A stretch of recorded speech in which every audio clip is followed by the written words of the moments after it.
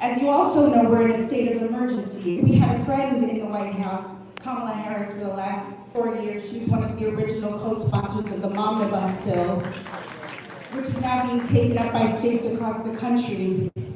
If this could be passed, it would make a tremendous difference in tackling a majority of the underlying causes. But the primary cause is racial bias, which affects the way healthcare providers listen to us. It affects the fact that they don't treat us properly, and it affects the fact that they do not respect our autonomy to make decisions about our own care.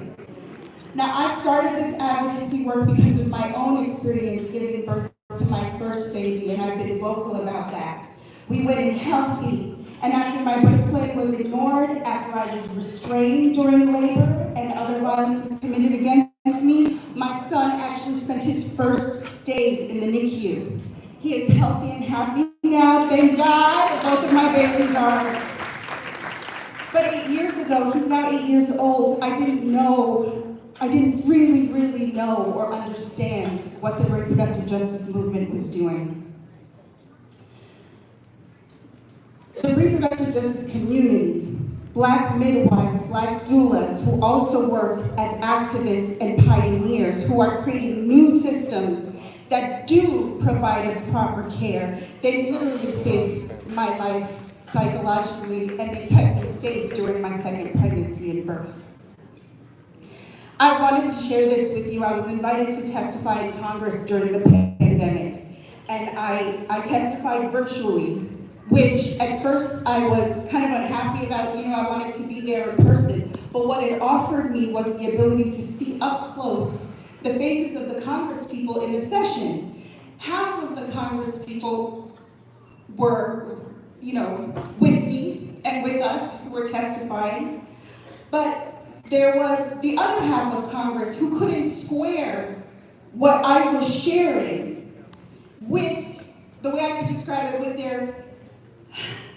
with the cruelty, really, of their capitalist and racist belief system, okay? And I could tell it in the questions that I was asked. This belief that healthcare and safety is not a right, that it's something you have to earn. I could hear it in their follow-up questions to me because they believed that my career, the success I've had in it, my education, should have earned me out of danger. And we all know that that notion is not only grotesque, but it's also a lie. I clearly saw those particular Congress people believed that Black birthing people, and I'm saying birthing people because we have to look out for our LGBTQ and trans brothers and sisters. So I'm saying birthing people. They believe that we are being killed and traumatized because these statistics have been on their desks for decades and ignored. They believe that we are doing something or living in some kind of way that makes us deserve these outcomes. It's sick. And it made me realize that the answer didn't lie wholly in what I was taught to believe were the halls of power. We are the power that we seek.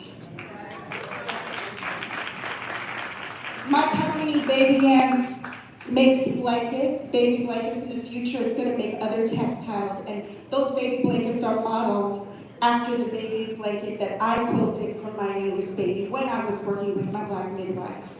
During that pregnancy, I had never experienced healthcare like that. So much love, so much support, and so much expertise. And I poured all of my joy and expectancy in that quilt.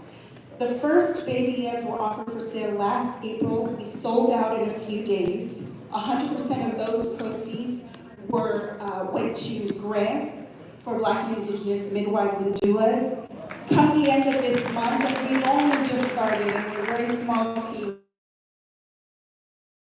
$25,000 to grants and scholarships for midwives and doulas.